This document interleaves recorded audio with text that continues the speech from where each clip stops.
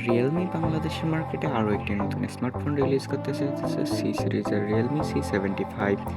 এই ফোনটিতে তা আর্মাল প্রোটেকশন থাকতেছে। এই ফোনটির লুকস এক কথায় অসাধারণ।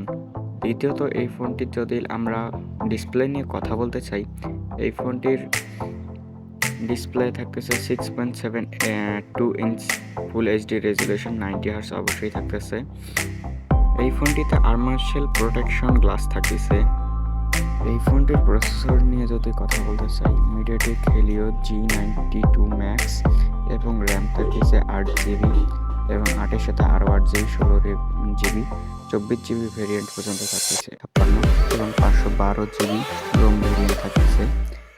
রিয়েলমি C75 এর মেইন ক্যামেরা 50 মেগাপিক্সেল এবং পাঞ্চেল কাটার দিয়ে আছে সেলফি ক্যামেরা 8 মেগাপিক্সেল। ফোনটির যদি ব্যাটারি নিয়ে কথা বলতে চাই, 6000 mAh একটি ব্যাটারি এবং 45 ওয়াটের ফাস্ট চার্জিং সিস্টেম থাকতেছে এবং অ্যান্ড্রয়েড 14 দিয়ে আসতেছে। Realme UI 5.0। ফোনটির যদি ফিঙ্গারপ্রিন্ট নিয়ে কথা বলতে চাই, তাহলে সাইড মাউন্টেড ফিঙ্গারপ্রিন্ট এবং ফোনটিতে থাকতেছে IP রেটিং 69। একটু পানির ছিটাফাটা বা ধুলা লাগলেও কোনো সমস্যা হবে না এই ফোনটিতে।